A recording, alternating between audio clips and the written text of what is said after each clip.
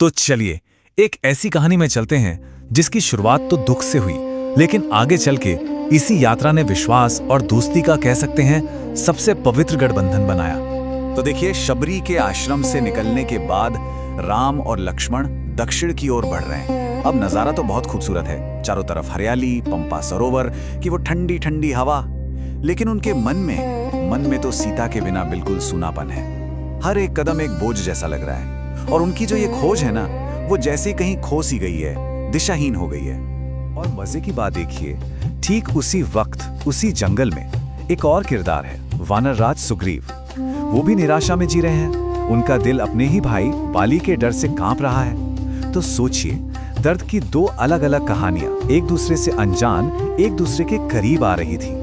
किस्मत कह लीजिए उन्हें मिलाने ही वाली थी। अब होता क्या है कि सुग्रीव दूर से दो हथियारबंद लोगों को आते हुए देखते हैं और बस उनका दिल डर से बैठ जाता है।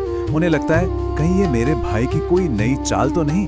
वो हर कदम को एक खतरे की तरह देख रहे हैं और तब वो अपने सबसे भरोसेमंद साथी हनुमान को भेजते हैं कि जाओ पता लगा कर आओ कि सच्चाई क्या है।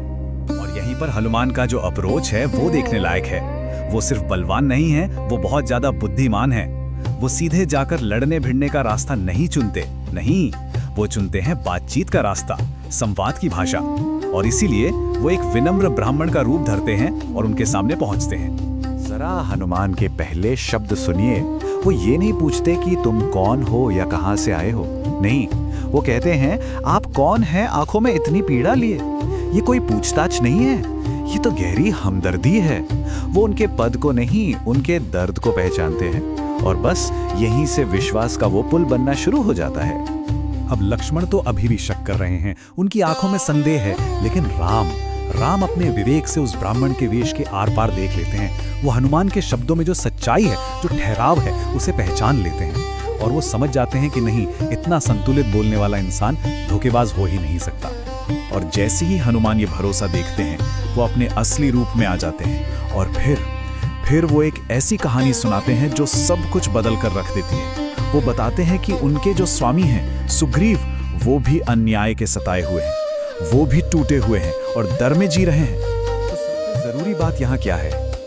ये जो गठबंधन हो रहा है, ये कोई राजनीतिक समझौता नहीं है। ये किसी फायदे या ताकत के लिए नहीं हुआ, नहीं, ये तो बस एक दूसरे के दर्द को पहचानने पर, एक दूसरे की तकलीफ को समझने पे बना था। सच कहें तो ये दो टूटे हुए दिलों का मिलना था।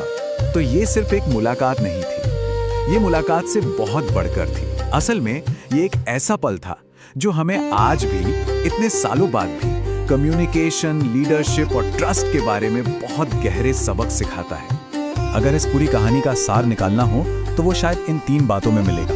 पहली बात, जब मुश्किल का समय हो तो सही शब्द, हमदर्दी से कहे गए शब्द किसी भी ताकतवर हथियार से ज्यादा काम आते हैं। दूसरी बात ये कि विनम्र होना कोई कमजोरी नहीं है, बल्कि ये तो वो चाबी है जो बड़े बड़े दरवाजे खोल देती है। और तीसरी और सबसे जरूरी बात, एक सच्चा दोस्त वही है जो पहले आपकी तकलीफ को समझे और फिर आपके साथ खड़ा हो। और यहीं पर एक सवाल हम सबके लिए भी खड़ा होता है। जब हम अपनी जिंदगी में किसी मुश्किल में होते हैं तो हम सबसे पहले क्या खोजते हैं? किसी की ताकत का प्रदर्शन या फिर सही शब्दों की सच्चाई?